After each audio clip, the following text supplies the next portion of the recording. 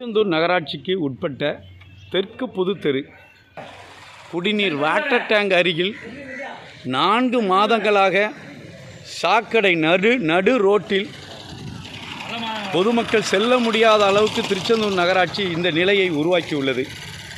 பகுதி மக்கள் 4 மாதங்களாக திருமணங்கள் போன்ற விதமான விசேஷங்களும் சடங்குகளும் நடத்த முடியாமல் திருச்செந்தூர் நகராட்சியால் அவதிப்பட்டு வருகின்றனர்.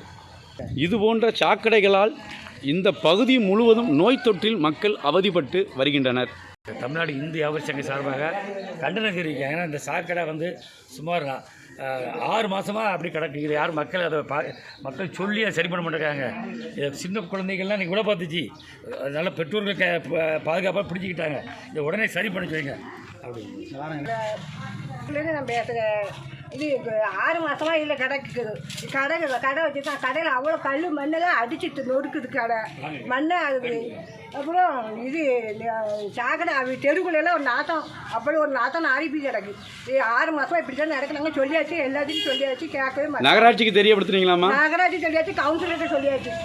இந்த பகுதியினுடைய நகராட்சி ஆணையரோ கவுன்சிலரோ நகராட்சி தலைவரோ இப்பகுதி மக்களை கண்டுக்காததால் கண்டும் காணாமல் இருப்பதால் இப்பகுதி முழுவதும் இப்பெருமக்கள் பல்லாயிரக்கணக்கான மக்கள் பெரும் பாதிப்பை இந்த நகராட்சி மூலமாக பாதிப்படைந்து வருகின்றனர். மாவட்ட ஆட்சித்தலைவர் அவர்கள் உடனடியாக இந்த சாக்கடையை வெளியேற்றி இப்பகுதி மக்களுக்கு பாதுகாப்பான நிலையை உருவாக்கும்படி தமிழ்நாடு இந்து வியாபாரிகள் சங்கம் சார்பாக கோரிக்கை வைக்கிறோம்.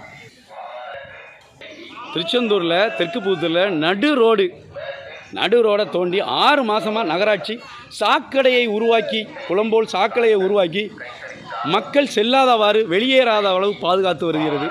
இப்பகுதியினுடைய மக்களுடைய மனநிலை மன உளைச்சலுடன் வாழ்ந்து வருகின்றனர்.